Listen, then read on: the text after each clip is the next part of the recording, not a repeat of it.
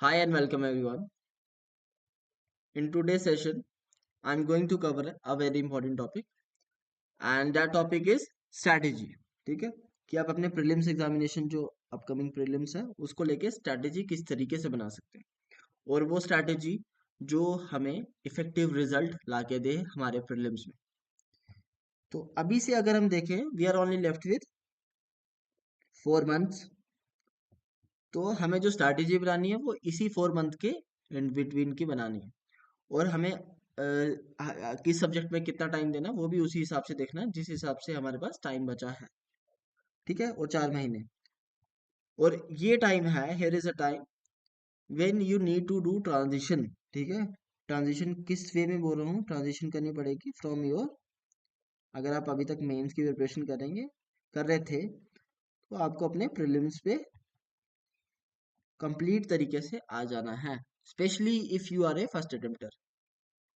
तो आपको ये चीज करनी है कि अपनी जो प्रिपरेशन है उसको पूरे तरीके से कन्वर्ट कर रहे हैं प्रीलिम्स में और जो मेंस की कुछ बैकलॉग्स वगैरह रह गए हैं उसको लेके भी हम बात करेंगे इस वीडियो में। तो आई विल सजेस्ट यू कि watch this video till then, जिससे आपको एक बेटर वे पता लगे कि अप्रोच क्या होनी चाहिए जिससे हमें बेटर रिजल्ट और आउटपुट मिल पाए। तो चलिए आगे बढ़ते हैं। पहली बात हम देखेंगे प्लानर। इसमें मैं आपको दूंगा क्या, इसमें मैं कंप्लीट 4 मंथ्स की जो आपको प्लानर दूंगा उसमें क्या क्या चीजें इंक्लूडेड होंगी। सबसे पहली चीज, जो जीएस के सब्जेक्ट्स हैं उसकी 3 से 4 revisions I included in my planner. ठीक है, 3 से 4 revision is such a huge number. Mainly जो एस्पिरेंट्स होते हैं वो 2 से 3 रिवीजन कर पा रहे हैं, बट जो मैंने आपको प्लानर दी है जो प्रिपेयर की है उसमें आपकी जो लगभग रिविजन्स बन रही हैं वो 3 से 4 रिविजन्स बन रही हैं और वो सफिशिएंट होता है हमारे प्रीलिम्स के लिए। ठीक है, उसके बाद हमें वीक एरियाज में किस टाइम पे फोकस करना है, बिकॉज मेन प्रॉब्लम एस्पिरेंट के लिए यही आती है कि वो अपने वीक एरियाज पे काम नहीं करते हैं। ठीक है, वीक एरियाज पे काम करेंगे देन आप एक अपने आप को एक अच्छी पोजीशन में पा सकते हैं as compare to other aspirants. फिर सी सैट को कब टाइम देना, that's also kind of doubt. तो इस प्लानर में ये सारी चीजें इंक्लूड की हुई हैं। तो आगे बढ़े एंड इससे पहले मैं आपको बता दूं कि अगर आप मेरे साथ जुड़ना चाहते हैं और इस प्लानर को पाना चाहते हैं then you can connect with me on my Telegram channel. ठीक है, उसका लिंक मैं डिस्क्रिप्शन पे और कमेंट्स में पिन कर दूंगा, तो आप उधर जाके उसको ज्वाइन कर सकते हैं। ठीक है, आगे देखते हैं कि कौन कौन सी चीजें हम कवर करेंगे। पहली बात, टाइम मैनेजमेंट। ठीक है, टाइम मैनेजमेंट किस वे में बोल रहा हूँ मैं कि किस सब्जेक्ट में, कि किस सब्जेक्ट में कितना टाइम देना है और कितने दिन तक कौन से सब्जेक्ट को कैरी करना है और जिस सब्जेक्ट को हम कैरी कर रहे हैं उसकी कॉस्ट टू बेनिफिट रेशो अच्छा भी है या नहीं। Cost to benefit ratio in what sense कि उस जिस सब्जेक्ट पे जैसे हम हिस्ट्री का एग्जांपल ले लें, मेडिवल हिस्ट्री का ले लें, तो वो काफी वास्ट है, उसको पढ़ने के लिए हमें 4 5 या 6 7 दिन लगते हैं अगर अकेले मेडिवल हिस्ट्री को पढ़ना हो कंप्लीट तरीके से। बट अगर हम उसकी कॉस्ट टू बेनिफिट रेशियो देखें कि क्वेश्चंस कितने आते हैं, क्वेश्चन लगभग 2 से 4 क्वेश्चन आते हैं इसमें। ठीक है, 2 से 4 क्वेश्चन के बीच में आते हैं और वो वैसे क्वेश्चन होते हैं जो हमारे सोर्सेज जो हम पढ़ते हैं उधर से कम वो क्वेश्चन हिल पाते हैं। ठीक है, तो डिफिकल्ट होते हैं वो क्वेश्चन करना। तो वैसे सब्जेक्ट में उतना टाइम देना और उसकी इफेक्टिवनेस भी हमें पेपर में नहीं दिखे कि वैसे उन सब्जेक्ट्स के हम क्वेश्चन पेपर में सॉल्व कर पाए, तो उन सब्जेक्ट्स को थोड़ा अवॉइड करना और उन्हीं सब्जेक्ट्स पे टाइम देना है जिनकी कॉस्ट टू बेनिफिट रेशियो अच्छा है। पढ़ना सब कुछ है बट स्पेसिफिकली प्रायोरिटी बनानी है कि किस पे ज्यादा ध्यान देना और किस पे नहीं देना। तो टाइम मैनेजमेंट को लेके I made a full plan, तो आगे जाके आपको पता लग जाएगा कि टाइम को कैसे मैनेज करना। ठीक है, उसके बाद जो सेकंड पॉइंटर है वो है कि सब्जेक्ट वाइड वेटेज की बात कर रहा हूँ। ठीक है, सब्जेक्ट वाइड वाइज वेटेज की बात। और इसमें क्यों ये ऐड किया हुआ है पॉइंटर, इसमें मैं आपको क्या बताऊंगा कि जो सब्जेक्ट्स हैं जैसे पॉलिटी ले लो, इकोनॉमिक्स ले लो, ज्योग्राफी ले लो, इनकी जो वेटेज है वो काफी ज्यादा है। ठीक है, इन तीनों से ही 50 के आसपास क्वेश्चन बन जाता है हमारे पेपर में। तो ऐसे जो सब्जेक्ट्स हैं जिनका जिनकी वेटेज भी ज़्यादा है और जिनके लिमिटेड सोर्सेज से मटेरियल कवर हो जाता है, तो उन सब्जेक्ट्स पे भी हमें काम करना है, ठीक है, और फोकस करना है। ठीक है, 2 पॉइंट्स हो गए। एंड आफ्टर देन थर्ड वाला पीवाईक्यूज एनालिसिस किस तरीके से करनी है, वो तो मैं अच्छे से नहीं बता पाऊंगा किस तरीके से करनी है, बट पीवाईक्यूज एनालिसिस की प्रैक्टिस किस टाइम पे करनी है वो मैं आपको बताऊंगा इस प्लानर में। And after then the fourth pointer is a better approach क्या रहेगी। बेटर अप्रोच स्ट्रैटेजी को लेके कि किस टाइम पे कौन सी चीजें करनी है। And this is also for those aspirants जो मल्टीपल टाइम अपने प्रीलिम्स में फेलियर फेस किया है, ठीक है, मल्टीपल टाइम प्रीलिम्स में फेलियर किया, उनके लिए भी एक बेटर अप्रोच है। तो आप इस प्लानर को भी फॉलो कर सकते हैं if you haven't made a planner. ये चाहे फर्स्ट अटेम्प्टर हो चाहे आप मल्टीपल अटेम्प्टर्स हो, अगर आपने अभी तक प्लान नहीं बनाया then you can go with my plan and after then it's your choice, जो भी चीज़ आप चूज करना चाहते हो। तो एक बेटर अप्रोच है, तो इस चीज़ को आप देख सकते हैं। फिर उसके बाद आ जाता है टेस्ट सीरीज। टेस्ट सीरीज कितनी देनी चाहिए, ठीक है, सेक्शनल कितने लगाने हैं, फुल मॉक कितने लगाने हैं, तो हर एक चीज के बारे में आपको पता लग जाएगा। और किस मंथ में कौन से टेस्ट सीरीज लगाने हैं, ठीक है, जैसे बोलते हैं जो मई का मंथ होगा लास्ट का मंथ, उसमें फुल लेंथ टेस्ट लगाने चाहिए, वो चीज भी आपको बताऊंगा, ठीक है। और कौन से टेस्ट किस टाइम पे लगाने में ज्यादा हेल्पफुल और प्रोडक्टिव होंगे।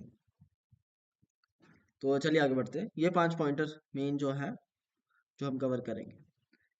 फिर इसके बाद आती है वेटेज, ठीक है, कि किस सब्जेक्ट की कितनी वेटेज है। इसे मुझे इसका कलर चेंज करने दो, ठीक है। पहले अगर हम हिस्ट्री देख लें, हिस्ट्री का पहले ये पुराने साल छोड़ दो, ये काम के नहीं, रिसेंट वाला देखेंगे। 17 से लेकर 22 तक का देखेंगे, लगभग 13, 22, 16, 19, 20, 11। और 2024 के पेपर में देखें उसमें भी 11 क्वेश्चन आए, तो लगभग हिस्ट्री का मान सकते हैं कितने क्वेश्चन आ रहे हैं, 15 क्वेश्चन के आसपास लगा लो, मैक्स एवरेज चल रही है, ठीक है। उसके बाद पॉलिटी, पॉलिटी के लगभग 15 प्लस क्वेश्चन ही रहने हैं, इधर 15, 22, 13, 14, 14, 21।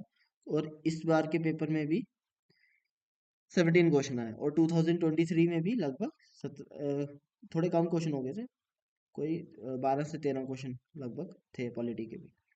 फिर इसका ज्योग्राफी आ जाता है। Geography right now in recent months क्या हो गया, ज्योग्राफी की वेटेज पहले काफी कम होती थी, ठीक है, जैसे 2016 में देखेंगे 3 क्वेश्चन, 8 क्वेश्चन, 9 क्वेश्चन, फिर 8।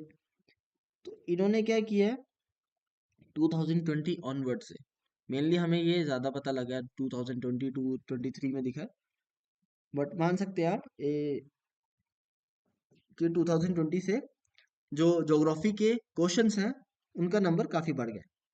और अगर आप इस बार का 2024 का पेपर देखेंगे तो ज्योग्राफी और आईआर के क्वेश्चन मिला के 21 क्वेश्चन है, and it's such a huge bunch. तो इससे ये पता लग रहा है कि ज्योग्राफी जैसे सब्जेक्ट्स को आप बिल्कुल अवॉइड नहीं कर सकते। 20 क्वेश्चन, ठीक है, मतलब 1/5 जो पार्ट है एग्जाम का वो ज्योग्राफी और आईआर से आ रहा है, तो ऐसी चीजों को बिल्कुल भी नहीं छोड़ना है, ठीक है। इसके बाद आता है इन्वायरमेंट। इन्वायरमेंट में लगभग कभी 11 आ रहे हैं, कभी 15 आ रहे हैं, कभी 18 आ रहे हैं, और इस बार कितना है, इस बार है 14। तो लगभग 15 के आसपास की एवरेज आप ले सकते हैं, 14 से 15 की, वो आ रहे हैं क्वेश्चन इन्वायरमेंट से। और इन्वायरमेंट के जो क्वेश्चन हैं लगभग थोड़े से डिफिकल्ट साइड के आप मान सकते हैं, थोड़े इजी साइड के भी है, जो इजी साइड के हैं, वो तो हमें निपटाने ही है। और जो 2024 में जो 14 क्वेश्चन आए, इसमें से हाफ क्वेश्चन तो स्पीशीज वाले पार्ट से आया है, ठीक है, स्पीशी वाले पार्ट से आया है। तो ऐसी चीजें आपको बिल्कुल भी नहीं छोड़नी है, ऐसे सब टॉपिक जिससे क्वेश्चन काफी आता है। फिर इसके बाद आता है इन्वायरमेंट हो गया। आफ्टर देन वी आर फिर इकोनॉमी। इकोनॉमी, इकोनॉमिक्स में पहले काफी क्वेश्चन आता था, बट अभी भी है, बट थोड़ा कम है पहले के कंपैरिजन में। अब 20 से नीचे रहता है क्वेश्चन आफ्टर 2020 2019। तो क्या है 20 से कम क्वेश्चन आते हैं, जैसे 2024 में 16 क्वेश्चन आया, 22 में आया 16, 15, 21 में, 20 में 14। तो लगभग मान लो 15 के आसपास की एवरेज इसमें मिले लो, इकोनॉमिक्स में। और इकोनॉमिक्स में ऐसी ऑल नो कि अ, अगर जानते भी हो नहीं भी जानते हो, तो इकोनॉमिक्स में जो क्वेश्चन आते हैं that's a kind of conceptual question आते हैं। करंट बेस थोड़े कम ही दिखेंगे। करंट भी पूछेगा तो किस तरीके से पूछेगा, वो भी पूछेगा बेसिक्स इंक्लूड करके। फिर इसके बाद आता है साइंस टेक। साइंस टेक में अभी लगभग देख लो तो 10 क्वेश्चन के आसपास ही हमें मिलता है। और 2024 में भी 10 क्वेश्चन है, 10 आ जाएंगे, 12 आ जाएंगे, उससे ज़्यादा ऊपर नीचे नहीं होता है। फिर करंट अफेयर में आप देख सकते हैं, ठीक है, हमें रिसेंट देखना है 2022 से 19 आए हैं 20 में, 21 में 14, 10 आए हैं 22 में, और वैसे ही 14 15 इसमें भी आए थे 23 में, और 24 में कितने आए हैं, लगभग 11 के आसपास क्वेश्चन, मतलब 10 प्लस क्वेश्चन आप मान सकते हैं आपके करंट अफेयर से भी आ रहा है। और ये करंट अफेयर्स में कौन कौन से पार्ट आते हैं, करंट अफेयर में आ जाते हैं, करंट अफेयर में कौन कौन से पार्ट है, जैसे डिफेंस को लेके आ गया, अभी डिफेंस को लेके 3 से 4 क्वेश्चन आ रहे हैं। तो ऐसी चीज़ों को आपको बिल्कुल भी नहीं छोड़ना। डिफेंस में एक्सरसाइज आ जाती हैं, और बाकी वेपन्स एंड ऑल, जैसे सीडीएस पे क्वेश्चन आया था इस बार। फिर एक्सरसाइज पे आया था मित्र शक्ति 2024 एडिशन जो है, तो उस पे भी आया था क्वेश्चन। फिर इसके बाद स्कीम्स पे आ जाता है करंट अफेयर पे, एंड सो ऑन, ठीक है। और जो बाकी करंट अफेयर का पार्ट है वो सब्जेक्ट वाइज भी रहता है। तो ये चीज़ें हैं जो हमें कवर करनी है, और मैंने आपको बताया कि किन सब्जेक्ट्स की कितनी ज़्यादा वो है, वेटेज है, ठीक है। तो इससे हमें पता लग, मैंने आपको बताया, सॉरी एक मिनट, लेट मी, इसको हटा देते हैं पहले।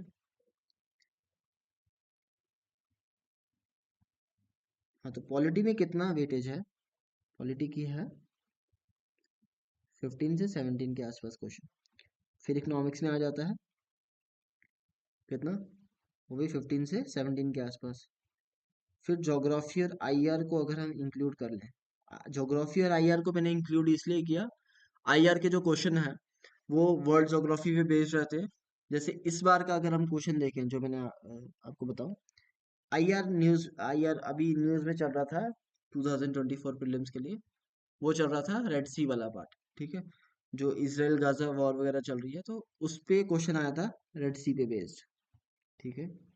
और इसको आप ज्योग्राफी में भी इंक्लूड कर सकते हो और आईआर में भी कर सकते हो, ठीक है। तो तभी ज्योग्राफी और आईआर को दोनों को ऐड किया हुआ है, और दोनों को पढ़ना है, जो वर्ल्ड ज्योग्राफी वाला पार्ट है ज्योग्राफी का, उसको और आईआर को दोनों को कॉम्प्लीमेंट करके पढ़ना है लास्ट में।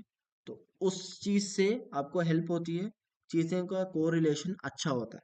रेड सी पे क्वेश्चन आया था कि कौन सी रिवर्स, मतलब कोई रिवर जाती है रेड सी में या नहीं जाती है, तो इस तरीके से। फिर ज्योग्राफी और आईआर, इन पे आया था 21 क्वेश्चन, मतलब 20 तक मान लो क्वेश्चन इधर से आ रहा है। फिर इन्वायरमेंट इधर से 15 के आसपास इधर से भी क्वेश्चन आ रहा है। और हम इन तीनों को ही देखें तो हमारा 65 प्लस क्वेश्चन इन्हीं से ही बन रहा है, ठीक है, 65 प्लस क्वेश्चन, मतलब जो 2/3 एग्जामिनेशन का पार्ट है वो इन्हीं क्वेश्चन से आ रहा है। तो हमें क्या करना है, ठीक है। फिर साइंस टेक से 10 क्वेश्चन, और हिस्ट्री से अभी कम हो गया। हिस्ट्री में हमारा मेडिवल हिस्ट्री भी आ जाता है, और मॉडर्न एंड ऑल बाकी भी आ जाते हैं। तो इससे भी लगभग 12 से 15 क्वेश्चन के आसपास, अभी कम है, अभी नियरली 10 क्वेश्चन के आसपास भी दिख रहे हैं। नाउ तो अब मैं आपको बताऊंगा what should be your focus area, कि आपको इस एग्जामिनेशन में कौन से सब्जेक्ट्स पे फोकस करना है आफ्टर सीइंग द वेटेज, कि किस सब्जेक्ट की कितनी वेटेज है। पहले आते हैं, आपने काफी बार ये सुना भी होगा टॉपर्स वगैरह से, कि हमें जो फोकस करना है वो करना है स्टैटिक पे, बिकॉज जो पेपर निकलेगा वो स्टैटिक से होगा, और जो बाकी आ गया करंट वाला आ गया उस पर ज्यादा फोकस नहीं करना। अब स्टैटिक में कौन कौन से सब्जेक्ट मेनली इंक्लूड करते हैं, हमें जो फोकस करना है वो जो पॉलिटी आ गया, इकोनॉमिक्स आ गया, ज्योग्राफी आ गया, इन तीनों से ही सिर्फ 50 प्लस क्वेश्चन नॉर्मली बन रहे हैं पेपर में, ठीक है, 50 के आसपास क्वेश्चन इन्हीं तीनों सब्जेक्ट्स, अगर हम ज्योग्राफी में आईआर भी इंक्लूड कर लें तो इन्हीं सब्जेक्ट से इतने क्वेश्चन बन रहे हैं। तो हमें इन सब्जेक्ट्स पे ज़्यादा फोकस करना है, और उन चीज़ों पे फोकस करना है जो चेंज नहीं होते हैं। करंट अफेयर पे हम दिक्कत क्या करते हैं, स्टैटिक पे फोकस करने से ज़्यादा हम ध्यान देते हैं करंट अफेयर पे, ठीक है, मतलब दिन का आधा पार्ट हम करंट अफेयर पढ़ने में ही इन्वेस्ट कर देंगे और बाकी जो बचा उसमें हम पढ़ते हैं स्टैटिक। बट ये गलती आपको नहीं करनी। You need to focus on your static. आप एज एन सेकेंडरी रख सकते हैं, सेकेंडरी प्रायोरिटी दे सकते हैं to your current affair, but static को आपको प्राइमरी अपनी वो लेके चलना है, ठीक है।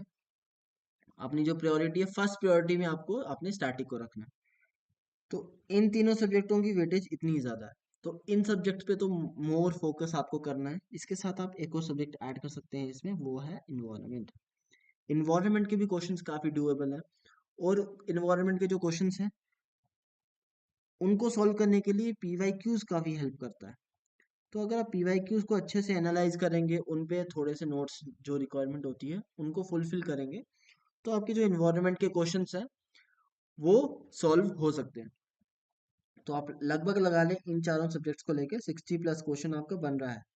और हमें कट ऑफ के लिए normally max to max cut off कितना जा सकता है, 100 जा सकता है। तो आप नॉर्मली सकते हैं आपको 100 मार्क्स स्कोर करने हैं, ठीक है। ऐसे 90 तक मान लें, बट 100 तक अगर आप करते हैं then you are definitely in the safe zone. तो 60 इससे बन रहे हैं।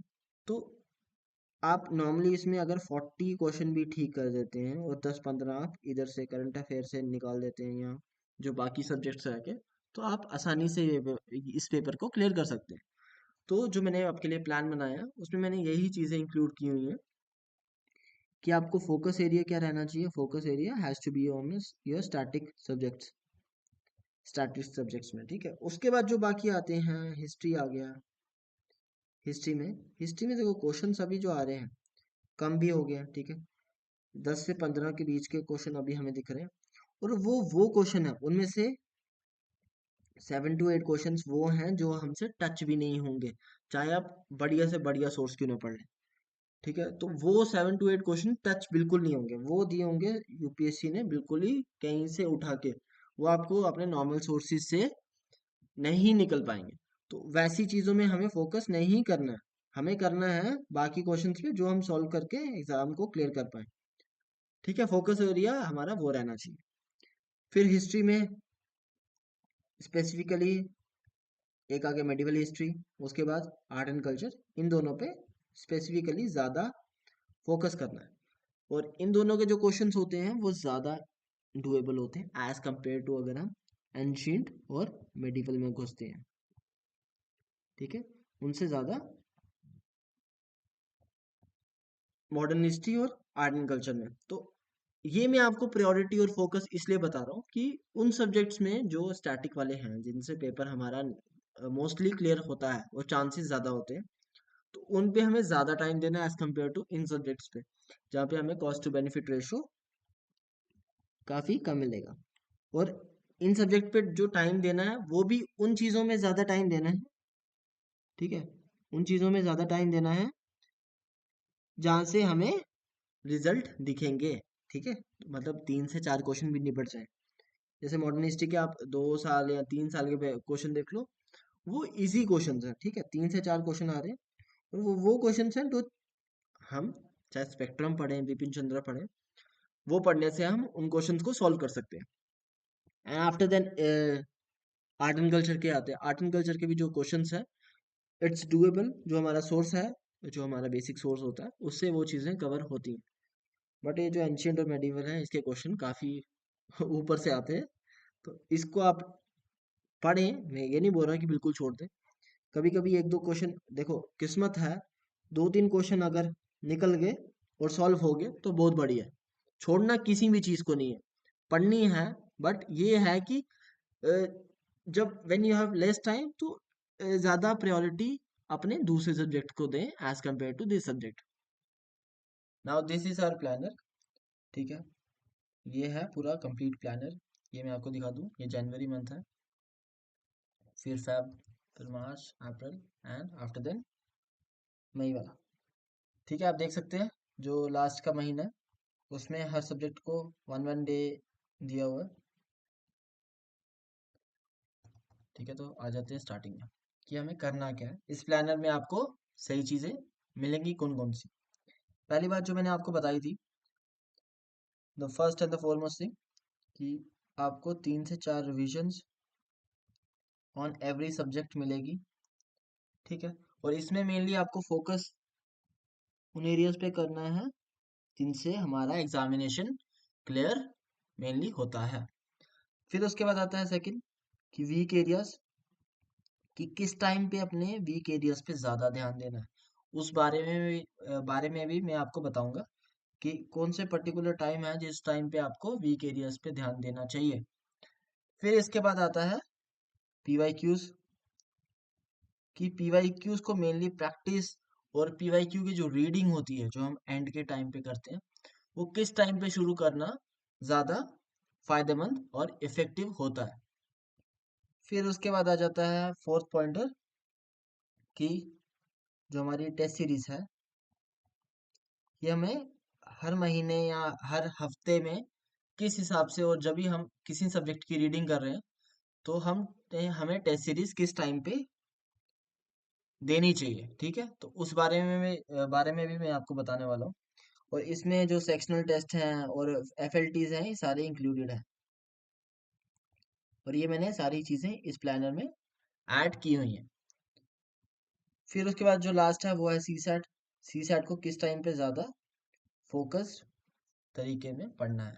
नॉर्मली जो मैंने सी सैट के लिए बताया हुआ वो बताया कि जर्नल वे में, इफ यू फाइंड कि आपकी सी सेट में थोड़ा सा हाथ ढीला है या थोड़े से वीक है पोर्शन, चाहे मैथ हो, रीजनिंग हो, चाहे कॉम्प्रिहेंशन हो, तो आप पर्टिकुलरली सी सेट के लिए कुछ एक्स्ट्रा डेज भी दे सकते हैं, ठीक है।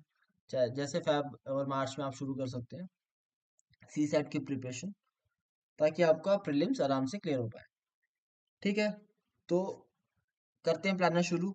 इसमें मैंने हर एक सब्जेक्ट पे, पर्टिकुलर सब्जेक्ट जो है उस पे ऑन एन एवरेज 12 डेज दिए हुए हैं जनरली सबके लिए, ठीक है। और फर्स्ट रीडिंग में दिए हुए हैं 12 डेज, एंड आफ्टर देन जो सेकंड रीडिंग है, सेकंड रीडिंग में उसमें दिए हैं 4 डेज। फिर उसके बाद जो थर्ड रीडिंग है उसमें भी 2 से 3 डेज हैं। फिर उसके बाद जो फोर्थ रीडिंग है उसमें दिए 1 1 डे, जो मैंने आपको लास्ट में बताया, जो मई के मंथ में आपको दिखा था, 1 1 day before 1 week of paper, ठीक है। तो हमारा प्लानर शुरू हो रहा है 20 जैन से, और हम सबसे पहले जो सब्जेक्ट पिकअप करने वाले हैं वो करने वाले हैं पॉलिटी। देखो मैं आपको 20 जैन से बता रहा हूँ। If you have started this thing earlier, चाहे आपने 10 से शुरू कर दिया हो या 1 जैन से किया हो, तो आप अपने हिसाब से चीज़ों को मोल्ड कर सकते हैं इस प्लानर को। बट लगभग आप ऐसे फॉलो करेंगे जिस तरीके से मैं बता रहा हूँ, देन आपको बेटर रिजल्ट्स मिल सकते हैं, ठीक है। चांसेस काफ़ी हाई हैं। तो हर सब्जेक्ट के लिए दिए मैंने 12 डेज इक्वल। तो पॉलिटी आपको पढ़ना है 20 जैन से लेके 31 जनवरी तक, ये आ जाते हैं हमारे 12 डेज। और इन 12 डेज में आपको क्या करना है, ठीक है। पॉलिटी का basic advance what ever sources जो आप पढ़ते हो, रेफर करते हो पॉलिटी के लिए, जैसे पॉलिटी के लिए मेनली हम लक्ष्मीकांत पढ़ते हैं, आपको वो कवर करनी है इसमें। इसके साथ जो भी पीटी, ठीक है, पीटी या कोई भी मंथली आप फॉलो कर रहे हैं पॉलिटी के लिए पर्टिकुलरली, वो चीज़ें भी आपको साथ में कवर करनी है, ठीक है। और इसमें आपको पॉलिटी के अलावा प्रीलिम्स का कुछ भी नहीं पढ़ना है other than current affair in a day, ठीक है। पॉलिटी की चीज़ें कवर करनी है। और अगर आपने इसकी रीडिंग पहले की हुई है, देखो मैंने 12 डेज मेनली इसलिए दिए because if you have read this things earlier, आपने कभी इनको पहले पढ़ा हुआ है, एक रीडिंग भी दी है, तो आपके लिए 12 दिन सफिशिएंट है इन सब्जेक्ट को कंप्लीट, मतलब सब्जेक्ट को पूरा कंप्लीटली पढ़ने के लिए 12 डेज आर एक्चुअली सफिशिएंट, ठीक है। तो ये चीज़ है कि 12 दिन में आपको पॉलिटी पढ़नी है, और उसके साथ आपको एक और चीज़ करनी है, पीवाईक्यूज देखने हैं, कौन से एरियाज हैं जो मुझे बिल्कुल भी नहीं स्किप करने पॉलिटी में। जैसे पार्लियामेंट हो गया, पार्लियामेंट से 2024 में बताऊं मैं आपको, तो नियरली 5 से 6 क्वेश्चन जो है वो सिर्फ पार्लियामेंट वाले टॉपिक से आए हैं। और वो जो 5 से 6 क्वेश्चन आए हैं उनमें से 4 से 5 क्वेश्चन आपको डायरेक्टली लक्ष्मीकांत से मिलेंगे, ठीक है। तो ये चीजें हैं जो हमें छोड़नी बिल्कुल भी नहीं है, जैसे फंडामेंटल राइट्स हो गए, डीपीएसपीस हो गए, और कॉन्स्टिट्यूशनल बॉडीज वगैरह एंड सो ऑन, ठीक है। ऐसी चीजें पता लगेंगी पीवाईक्यू से। तो साथ में पीवाईक्यूज भी देखें कि कौन से एरियाज हैं जो मुझे बिल्कुल भी स्किप नहीं करने, एंड आफ्टर देन आ जाता है कि हर 6th डे, जैसे 20 20 से आप शुरू करेंगे, 20 को आपका फर्स्ट डे होगा पॉलिटी का, और आपका 6th डे होगा 25th को। तो आप क्या करें, हर 6th डे सेक्शनल टेस्ट दें। ठीक है, हर सेक्शनल टेस्ट कब देना है, हर 6th डे को।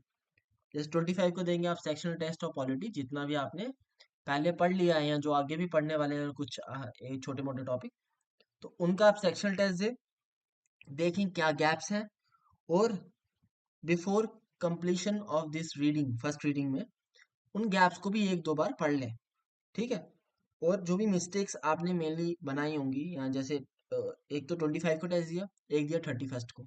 ठीक है, दोनों की मिस्टेक आपने लिख ली, और जो भी कंटेंट आपका बना, जो एक्स्ट्रा आपको लगा कि आपकी नोट्स या जो भी सोर्सेज है उनमें कवर नहीं है, उनके आपने शॉर्ट नोट्स बना लिए और अपनी मिस्टेक्स को सामने लिख लिया।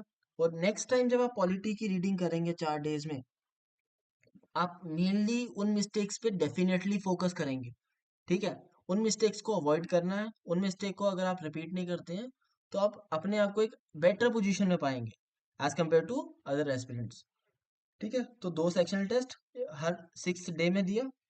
ठीक है, उससे क्या हो गया, टेस्टिंग भी होगी हमारे जो हमने सब्जेक्ट पढ़ा हुआ है, और जो गैप्स हैं उनके बारे में पता लग गया। अगर हमारे पास थोड़ा और टाइम बचा, तो हम उसी टाइम ही उन चीज़ों को, जो मिस्टेक्स हमने किए हैं उनको रिवाइज कर लेंगे। ठीक है, तो पॉलिटी हो गया हमारा इन 12 डेज, 20 to 31 जन तक। फिर देखते हैं फरवरी में करना क्या है हमें। फरवरी में जो सेकंड सब्जेक्ट आपको पिक करना है वो करना ज्योग्राफी। और ज्योग्राफी आपका होगा 1 फेब से लेके 12 फेब तक। और मैंने आपको बताया हर 6th डे आपको क्या करना है, you need to give sectional test. जब आप फर्स्ट रीडिंग कर रहे हो, pick sectional test at first. और स्पेशली ये जो बेसिक सब्जेक्ट्स हैं, जैसे मैंने आपको बताया, जिनसे पेपर निकलने के चांसेस ज़्यादा होते हैं, जिन्हें हम मार्क्स ज़्यादा स्कोर कर पाते हैं, पॉलिटी हो गया, इकोनॉमिक्स हो गया, ज्योग्राफी हो गया, और इन्वायरमेंट, जैसे मेनली इन तीनों का। तो इन पे हमें ज़्यादा एफएलटीज, सेक्शनल टेस्ट अगर आप लगा सकते हैं तो डेफिनेटली लगाएं। ठीक है, बिकॉज इन पे आप जैसे नॉर्मल से ज़्यादा भी सेक्शनल टेस्ट लगा देते हैं, वो भी आपको चीज़ फ़ायदा देगी। और एक चीज़ ध्यान में रखें, जब भी आप टेस्ट दे रहे हैं, ट्राई करें थोड़ी अलग अलग कोचिंग्स, मतलब अलग अलग कोचिंग्स का दें। ये नहीं करें कि एक ही कोचिंग पे रिलाई कर रहे हैं। उससे क्या हो जाता है कि हम जो कोचिंग की जो लैंग्वेज होती है, जैसे अगर आप विजन का दे रहे हैं, तो विजन की आपके जो सॉल्विंग एबिलिटी है वो अलाइन हो जाए कि जैसे विजन के आंसर्स निकाले जाते हैं क्वेश्चन से। ठीक है, हमें वो चीज़ नहीं करनी। हमें पैटर्न किसी कोचिंग का नहीं पकड़ना है। We need to focus on solving UPSC question. ठीक है, हम टेस्ट दे रहे हैं जो भी हमारी नॉलेज है उसको चेक करने के लिए। मेन जो हमें लैंग्वेज पिक करनी है वो करनी है यूपीएससी के पीवाईक्यूज को पिक करके। आपको कोचिंग का बस क्या करना है, प्रैक्टिस के लिए सॉल्व करना है। तो ट्राई करें थोड़े वेराइटी लाएं अपनी टेस्ट सीरीज को सॉल्व करने के लिए, स्पेशली सेक्शनल टेस्ट के लिए। ठीक है, तो सेक्शनल टेस्ट हो गया। इन पे आप कोई भी कोचिंग के जो भी टेस्ट हैं उनको पिक कर सकते हैं। मैं किसी का नाम नहीं लूंगा इधर। ठीक है, तो आपको जो बेटर लगता है उसको आप रेफर कर सकते हैं। ठीक है, तो ये हो गया। हर 6th डे हमने क्या किया, सेक्शनल टेस्ट दिया। एक तो 6th को दे दिया, एक 12th को दे दिया। जिस तरीके से आपको टाइम मिलता है, जैसे आपको 6 को टाइम नहीं लगा, ठीक है, थोड़ा बिजी शेड्यूल था, तो 7 को दे दिया। और ये जो 12 को देना था, अगर लग रहा है आपको कि 9 तक कंप्लीट हो गया, तो 10 को पूरा सिलेबस का टेस्ट दे दिया। तो इस तरीके से काम करना होता है। ठीक है, तो हमारा ज्योग्राफी भी खत्म। और ज्योग्राफी में पीवाईक्यूज भी एनालाइज करने हैं। राइट नाउ मैंने आपको बताया, मैंने आपको सब्जेक्ट वेटेज बताई, कि ज्योग्राफी की जो क्वेश्चंस हैं वो काफ़ी ज़्यादा पूछे जा रहे हैं। और जो अभी रिसेंट पेपर आया था प्रीलिम्स का 2024 वाला, इसमें जो ज्योग्राफी के क्वेश्चन थे, वो काफ़ी बेसिक पार्ट से उठाए हुए थे। ठीक है, और वो पार्ट हमारे नॉर्मल सोर्सेज जो हम कवर करते हैं, चाहे एनसीईआरटीज हो, चाहे कोई और भी स्टैंडर्ड बुक हो जो नॉर्मली हम फॉलो करते हैं, तो उधर वो चीज़ें मिल जाती हैं, चाहे किसी फैकल्टी से आप पढ़ रहे हो। ठीक है, तो ज्योग्राफी को स्किप करना बिल्कुल नहीं बनता। उस ज्योग्राफी पे इफेक्टिव टाइम दें। और PYQs पे भी ध्यान देते रहें, ज्योग्राफी पे। ठीक है, सेक्शनल टेस्ट दिए, ज्योग्राफी पढ़ी, आपका ज्योग्राफी भी कंप्लीट हो गया टिल 12 फरवरी। फिर इसके बाद आते हैं इकोनॉमिक्स, जो हमारा थर्ड क्या है, थर्ड सब्जेक्ट है। इसको हमने 13 फेब से शुरू किया, और इसका आपको पहला टेस्ट देना है ऑन 18th 18th को देना है, 18 फेब को। ठीक है, और आप टेस्ट के कुछ दिन ऊपर नीचे भी कर सकते हैं। ट्राई करें कि स्टिक रहे शेड्यूल पे। अगर ऊपर नीचे होता है तो कोई प्रॉब्लम नहीं, ये सबके साथ होता है। जब मैंने प्रिपरेशन, जब मैं फर्स्ट टाइम कर रहा था, मेरे से भी ये दिक्कतें हो रही थी। ये चाहे फर्स्ट अटेम्प्टर हो, मल्टीपल अटेम्प्टर्स भी हो, तो ये चीज़ सबके साथ होती है। तो ये चीज़ नॉर्मल होती है। तो ज़्यादा अपने पे प्रेशर लेने का फ़ायदा नहीं होता इन मतलब इन चीज़ों पे। ठीक है, तो एक आ गया 18th को आपने दे दिया टेस्ट, जितना भी आपने इन 5 डेज में, पहले 5 डेज में पढ़ा। फिर उसके बाद आ जाता है ये इन दिनों में। तो टिल 24 आपको इकोनॉमिक्स कंप्लीट करनी है, और इसमें बता दिया कि इकोनॉमिक्स के करंट अफेयर डेफिनेटली कवर करने हैं, और जो पी वाई क्यूज देखने हैं कि इकोनॉमिक्स के किस एरिया से पी वाई क्यूज आ रहे हैं। और इकोनॉमिक्स के सोर्सेज आपको पता है, चाहे मृणाल सर के नोट्स पकड़ लो, चाहे कोई स्टैंडर्ड बुक पकड़ लो। ठीक है, मटेरियल लगभग सेम मिलेगा। आपको जो फोकस करना है वो करना है कंसेप्चुअल पार्ट पे। जो इसमें पूछा जा रहा है इकोनॉमिक्स में, वो कंसेप्चुअल पूछा जा रहा है। और वो कंसेप्चुअल पूछा जा रहा है, मतलब कंसेप्ट भी करंट बेस्ड आ रहे हैं, जो चीजें करंट में हैं तो उन्हीं पे बेसिक क्वेश्चन पूछ लिया जाता है। जैसे हम इसका एग्जांपल ले लें, 2024 पे क्वेश्चन आया था डिजिटल करेंसी पे। ठीक है, डिजिटल करेंसी न्यूज में चल रही थी, और इन पे जो भी उन्होंने पार्ट पूछे, ऑप्शंस पूछे थे, वो थे फुल ऑन स्टैटिक बेस्ड। तो इस तरीके से वो कोरिलेट करते हैं विद स्टैटिक पार्ट, किसको, स्टैटिक को करते हैं विद करंट अफेयर। तो इस तरीके से क्वेश्चन पूछने का तरीका होता है। तो हमारे इकोनॉमिक्स भी हो गया टिल 24 फरवरी। फिर इसके बाद आते हैं हम इन्वायरमेंट, जो हमारा फोर्थ सब्जेक्ट है। इसको हम शुरू करेंगे 25 फरवरी से। इसको भी हम इक्वल 12 डेज देने वाले हैं। ठीक है, 8 मार्च तक हम इन्वायरमेंट भी पढ़ेंगे, और हमारे चार जो मेन सब्जेक्ट थे वो टिल 8 मार्च खत्म हो गए, उनकी फर्स्ट रीडिंग कंप्लीट हो गई। ठीक है, और इन्वायरमेंट में आप ट्राई करना, जो आप टेस्ट दोगे, इसमें आपको तो करंट अफेयर पढ़ना है, चाहे पीटी पढ़ लो, मंथली पढ़ लो। ठीक है, क्योंकि अगर आप देख लो कि इन्वायरमेंट में हम करंट पे ज़्यादा फोकस करते हैं, बट आपको ये गलती नहीं करनी है कि पूरा करंट, हमेशा करंट ही पढ़ते रहे। इसमें साथ में जो आपको चीज़ें पढ़नी है वो पढ़नी है। इसका जो इकोलॉजी वाला पार्ट है, ठीक है, इकोलॉजी वाला पार्ट जो इसकी थ्योरी वाला पार्ट है, वो पढ़ें। चाहे आप किसी भी सोर्सेज से, किसी बुक से पढ़ें, PMFIS। ठीक है, उसके बाद सुदर्शन सर के नोट्स वगैरह, जिससे भी आपको ठीक लगता है तो वो फॉलो करें। इकोलॉजी होगी, फिर इसके बाद हमारा बायोडाइवर्सिटी वाला पार्ट, जैसे national park, wild life sanctuaries वगैरह, इधर से भी बड़ा क्वेश्चन आता है। एंड आफ्टर देन जो मेन इंपॉर्टेंट चीज है वो है स्पीशीज। स्पीशीज से जो अभी देखें तो 4 से 6 क्वेश्चन हर साल आ रहे हैं। तो ये पार्ट आपको PYQs एनालाइज करने से मिलेगा, और PYQs की चीजें पकड़ के आप स्पीशीज पे नोट्स बना सकते हैं, और उस तरीके से आप अपना इन्वायरमेंट को प्रिपेयर कर सकते हैं।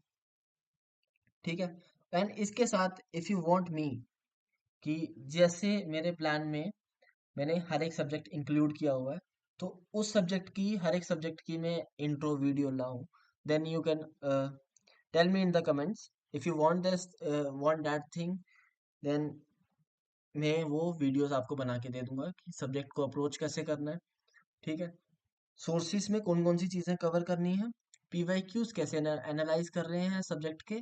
ठीक है, और उस हिसाब से कोर एरियाज कौन से बनते हैं हमारे उस सब्जेक्ट के, अगर आप चाहते हैं, then I will also upload those videos. ठीक है, तो इन्वायरमेंट हो गया। इन्वायरमेंट में आपको जो टेस्ट देने हैं, जो टेस्ट लगाने हैं, वो आप ट्राई करना कि जो करंट का पार्ट है, एक तो उसके लगे, एंड उसके साथ जो थ्योरी वाला पार्ट है, थ्योरी वाला इकोलॉजी वाला पार्ट है, और उसके भी आपके टेस्ट लग जाए और प्रैक्टिस हो जाए। ठीक है, और आपको मैंने बता दिया जो भी मिस्टेक्स हैं, you need to write those mistakes. और जब नेक्स्ट टाइम रिवीजन कर रहे हो, रिवीजन मतलब नेक्स्ट जब रीडिंग कर रहे हैं, और रिवीजन कर रहे हैं, तो उस टाइम पे आपको वो चीज़ें पिक करनी है और स्पेशली वो चीज़ें पढ़नी है जिन पे आपने मिस्टेक पहले की हुई है। ठीक है, तो ये हो गया हमारे 4 मेन सब्जेक्ट खत्म टिल 8 मार्च।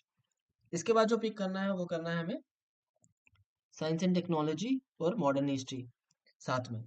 ठीक है, क्योंकि इनके जो सोर्सेज हैं दोनों के वो लिमिटेड हैं एज कम्पेयर टू जो हमें इन अबव 4 सब्जेक्ट्स में करना पड़ता है। उनका जो पार्ट है वो भी लिमिटेड है। जैसे मैंने आपको बताया साइंस टेक से 10 से 12 क्वेश्चन के आसपास आता है और मॉडर्न हिस्ट्री से 3 से 4 क्वेश्चन के आसपास इन टूडेज टाइम अभी आ रहा है।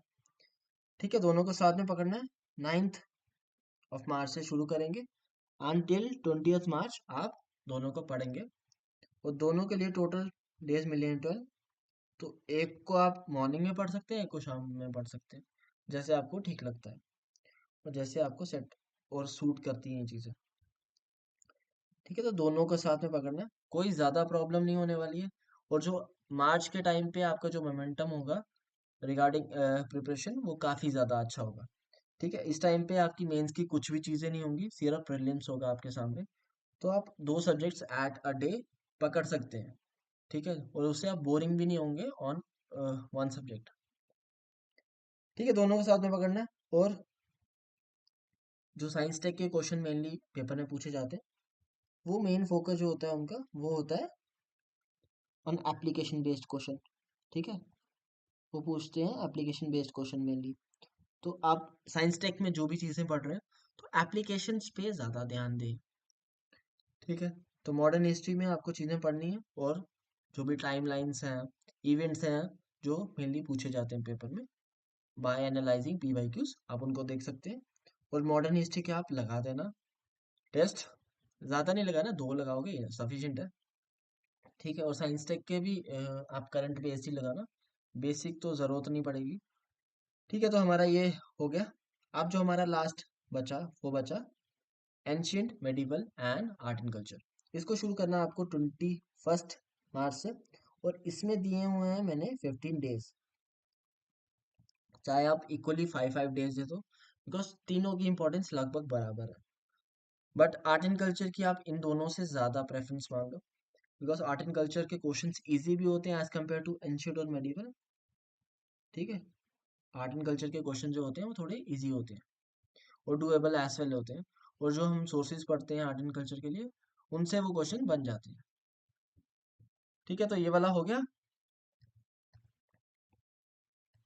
हाँ, तो ये आता है 4 अप्रैल तक हमारा ancient medieval and art and culture का जो पार्ट है वो हो जाएगा खत्म। ठीक है, तो इसमें मैंने आपको बताया 15 डेज, जैसे आपको ठीक लगता है उस तरीके से करें और इनके टेस्ट आप लगा सकते हैं। और इनका एक चीज करें कि मल्टीपल सोर्सेज पे ना जाएं, एक ही सोर्स रखें, एक स्टैंडर्ड सोर्स जहां से आप इन सब्जेक्ट को पढ़ रहे हैं। मल्टीपल सोर्सेज में जाएंगे तो क्या होगा, सेम चीजें पढ़ रहे हैं बट सोर्सेज डिफरेंट डिफरेंट है, तो उससे ड्यूअल एफर्टिंग हो जाएगी और उसका कॉस्ट टू बेनिफिट रेशियो कम मिलेगा। तो एक सोर्स पकड़े और उसी सोर्स पे रिलाई करें मोस्टली। वैल्यू एडिशन के लिए आप अलग उस पर जा सकते हैं, जैसे हमारा जो एनसीईआरटी वाला पार्ट होता है। ठीक है, मॉडर्निस्ट जैसे एंशियंट और मेडिवल में, तो उन पे क्या होता है जो साइड पे जो एनसीईआरटी होती है चाहे वो 7th 8th 9th 10th की हो, तो उसमें जो साइड पे रिकैप दिया होता है, ठीक है, साइड पे दिया होते हैं साइड लाइंस वगैरह, तो उधर जो भी इंफॉर्मेशन दी होती है कभी कभी उधर से क्वेश्चन आते हैं। तो आप क्या कर सकते हैं कि नॉर्मल जो सोर्स रखा है, चाहे तमिलनाडु की पढ़ रहे हो चाहे थीम्स वाली पढ़ रहे हो, तो उसको ऐसे बेसिक सोर्स समझ माना। ठीक है, उसको पढ़ रहे हैं ऐसे बेसिक सोर्स। और क्या करेंगे वैल्यू एडिशन के लिए जो पुरानी एनसीईआरटीज हैं ऑफ स्मॉल क्लासेस, तो उधर से वो रिकैप जो भी न्यू न्यू इन्फॉर्मेशन है डिफरेंट जो आपको अपने बेसिक सोर्स में नहीं मिली, तो उधर से वो चीज़ें ऐड करके अपने नोट्स में ऐड कर लें और उन नोट्स को अपने बेसिक सोर्स के साथ पढ़ लें। ठीक है, तो आपका काम इधर बन जाएगा। ठीक है, तो हमारी फर्स्ट रीडिंग होगी टिल 4th अप्रैल। तो इसके बाद आते हैं सेकेंड रिवीजन। ठीक है, 5th अप्रैल से हमारी सेकेंड रिवीजन शुरू हो जाएगी और सेकेंड रिवीजन में आपको ध्यान रखना है, आपको हर एक सब्जेक्ट को 4 दिन में कंप्लीट करना है। और 4 दिन के साथ साथ आपको एक और चीज देखनी है, हाँ, तो आपकी सेकेंड रिवीजन शुरू होगी 5th ऑफ अप्रैल से। तो इसमें आपको जो चीज़ें ऐड करनी है वो करनी है आपको। हर एक सब्जेक्ट जो आप पढ़ रहे हैं उसमें आपको नॉर्मली मिल रहे हैं 4 डेज सेकेंड रिवीजन में। उस रिवीजन में आपको ऐड करनी है अपनी मिस्टेक्स, जो आपने मिस्टेक्स की हैं प्रीवियसली उस सब्जेक्ट में। तो उन मिस्टेक्स को आपको सामने रखना है और उन मिस्टेक पे ट्राई करना है कि आप फिर से उन मिस्टेक्स को रिपीट ना करें। ठीक है, सेकेंड रिवीजन के टाइम पे। तो ये चीज़ आपको ध्यान में रखनी है। और ये टाइम है जहाँ पे आपको हर एक सब्जेक्ट का, चाहे नोट्स बोल लो, वो आपको बना के रखने हैं ताकि आप एंड टाइम पे जो लास्ट के महीने लास्ट का जो हफ्ता होता है, तो उसमें हर एक सब्जेक्ट को एक एक दिन में करना होता है। तो इस टाइम पे भी आपको काम उस तरीके से करना है कि आप इस सब्जेक्ट को और हर एक सब्जेक्ट को उन एक दिन में कवर कर पाए।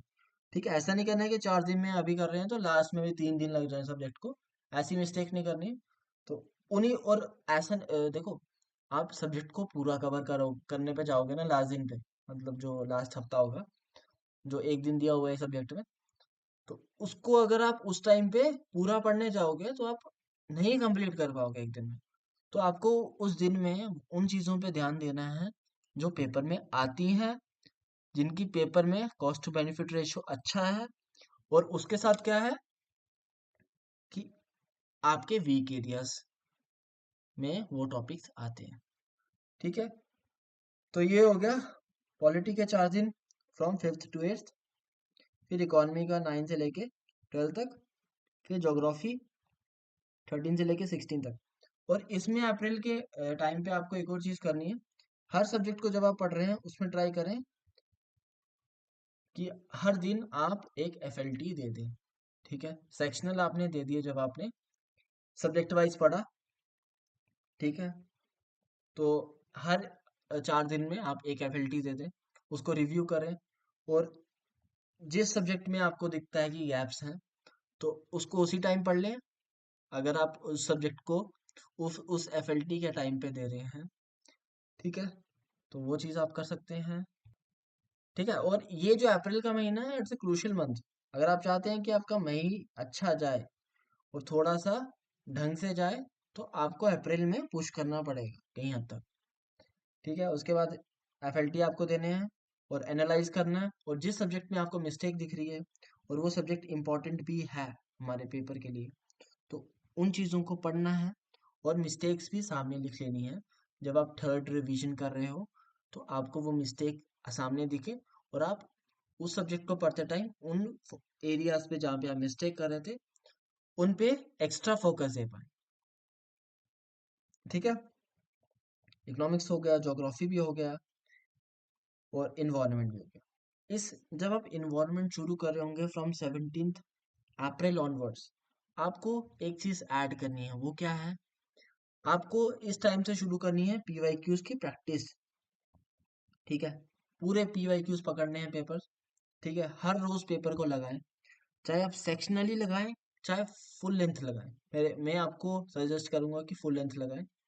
फुल तरीके से एनालाइज करें कि और एक लैंग्वेज को प्रिडिक्ट करें यूपीएससी की इस टाइम पे, कि लैंग्वेज यूपीएससी किस तरीके से घुमाता है। और उस लैंग्वेज को प्रिडिक्ट करके आप सॉल्यूशन की तरफ कैसे पहुंच सकते हैं। और ये चीज मैंने डेफिनेटली खुद भी की थी। और मेरे को कुछ उसके फुटप्रिंट्स मिले थे। ठीक है, कि अगर यूपीएससी ये चीज दे रहा है अपने क्वेश्चंस में तो उसका आंसर इस तरीके से हो सकता है। ठीक है, तो वो छोटी छोटी चीजें मिली थी और इसका मेरे को फायदा भी हुआ था रियल एग्जाम में। ठीक है, तो डेफिनेटली इन चीजों को यूज करें। तो हो गया कि फ्रॉम 17 ऑनवर्ड्स ऑफ अप्रैल आप पीवाईक्यू की प्रैक्टिस करना शुरू कर जाएंगे। ठीक है, और एफएलटीज भी दे रहे हैं, पीवाईक्यूज को एनालाइज भी कर रहे हैं, तो आपका काम ऐसे लगभग बनेगा। फिर इसके बाद 3 दिन दिए हैं साइंस एंड टेक्नोलॉजी को। ठीक है, फिर इसके बाद दिए मैंने 5 days, 5 days to whole history part, जिसमें मॉडर्न हिस्ट्री आ जाएगा आपका, एंशियंट वाला आ जाएगा। ठीक है, medieval and art and culture. ठीक है, तो ये चारों आ गया आपके सब्जेक्ट इन 5 डेज आपको कवर करना है। फिर इसके बाद जो एक्स्ट्रा चीज है वो है आईआर। आईआर आपको कोई भी प्लानर में इंक्लूड नहीं करके देता, बट मैं आपका ये काम थोड़ा इजी कर रहा हूँ। आईआर आपको करना है, ठीक है। आईआर के लिए मैंने आपको 4 दिन दिए हैं, 2 दिन आगे हमारे अप्रैल के। और आईआर का अगर हम देख लें, आईआर में आपको किन चीज़ों में ज़्यादा ध्यान देना है? Places in news. बिकॉज हर साल क्या हो रहा है, हर साल प्लेसेस इन न्यूज़ से काफ़ी क्वेश्चन आ रहा है, चाहे 3 से 4 क्वेश्चन आ रहा है, कभी 5 से 6 क्वेश्चन भी आ जाता है। तो इसकी इम्पोर्टेंस काफ़ी ज़्यादा है। तो आप आईआर को पढ़ सकते हैं, आईआर की चाहे पीटी पढ़ लें, और उसके साथ साथ ज्योग्राफी वाला जो वर्ल्ड ज्योग्राफी का पार्ट है उसको आईआर के साथ सप्लीमेंट करें, ठीक है। तो आपकी मैपिंग भी होगी, प्लेसेस इन न्यूज़ भी होगी, और जो एक्स्ट्रा इन्फॉर्मेशन है, कोई भी ऑर्गेनाइजेशन न्यूज़ में चल रही है जिस पे कोई भी क्वेश्चन पूछ लिया, तो वो भी आपका काम बन जाएगा, ठीक है। अब आ गया हम नेक्स्ट और लास्ट मंथ में। इसमें आपको क्या करना है, हमारी 3 readings of 2 reading of every subject खत्म हो गए। नाउ अभी हमारे पास कितना दिन बचे? लगभग 20 से ज़्यादा दिन बचे। तो इस मंथ में मैंने एक्स्ट्रा जो ऐड किया है वो किया है पीवाईक्यूज पे एक्स्ट्रा फोकस, एंड उसके बाद वीक एरियाज पे, वीक एरियाज ऑफ स्पेशली दो सब्जेक्ट्स जो हमारे बेसिक्स में आते हैं, जिनकी जो रेलिवेंस है वो इस एग्जाम में काफ़ी ज़्यादा है। जैसे पॉलिटी आ गया, ठीक है, पॉलिटी आ गया, इकोनॉमिक्स आ गया, ज्योग्राफी आ गया, और इन्वायरमेंट आ गया। देखो मैं आपको ये चीज़ बता रहा हूँ, इसलिए बता रहा हूँ बिकॉज इसकी रेलिवेंस डेफिनेटली है।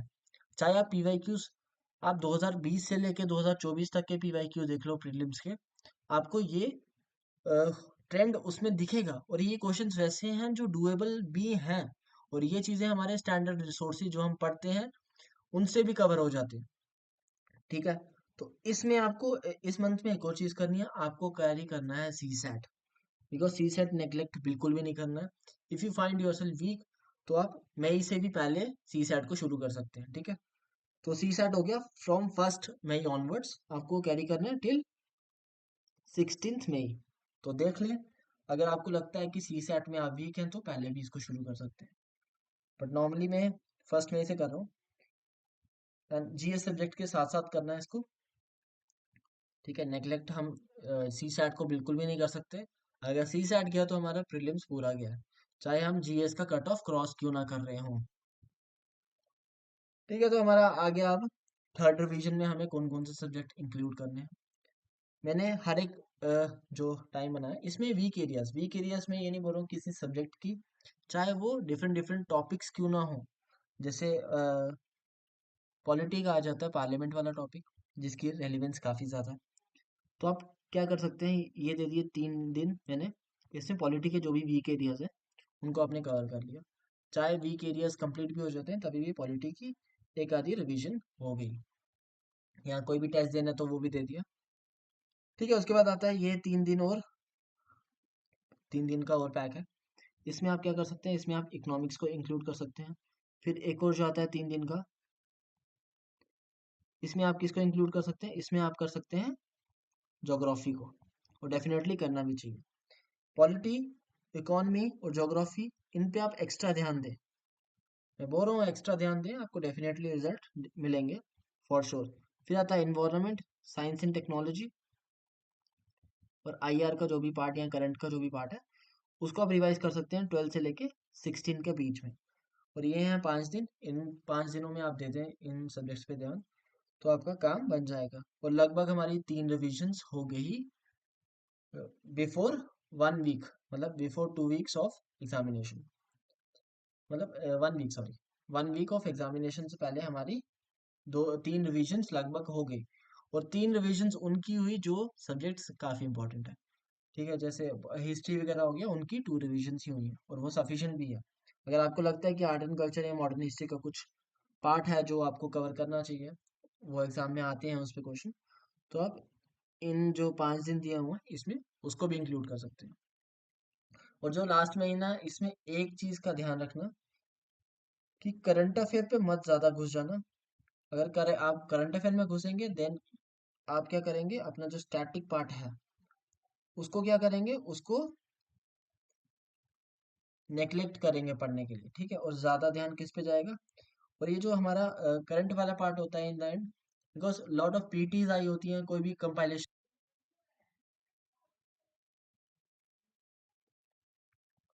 ठीक है, ये जो साइंस टेक आ गया हमारे 5th डे पे। और ये जो साइंस टेक को बाद में इसलिए रखा बिकॉज इसकी चीज़ें होती हैं थोड़ी भूलने वाली। ठीक है, तो इन चीज़ों को आप थोड़ा एंड में रखेंगे तो आप इनको रिवाइज ज़्यादा कर पाएंगे और दिमाग में ये चीज़ें रहेंगी।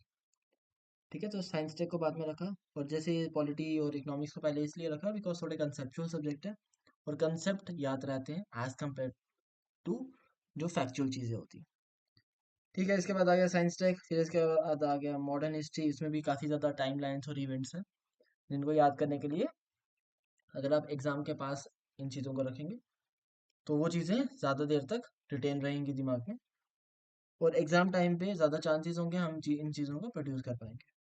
उसके बाद आ जाता है एंशियंट मेडिवल और आर्ट एंड कल्चर। ठीक है, तो ये हो गया। फिर इसके बाद आ जाता है हमारा एग्ज़ाम डे। तो एग्ज़ाम डे से पहले वाला दिन है उसको रिजर्व रखना, और इस डे में ज़्यादा काम नहीं करना है।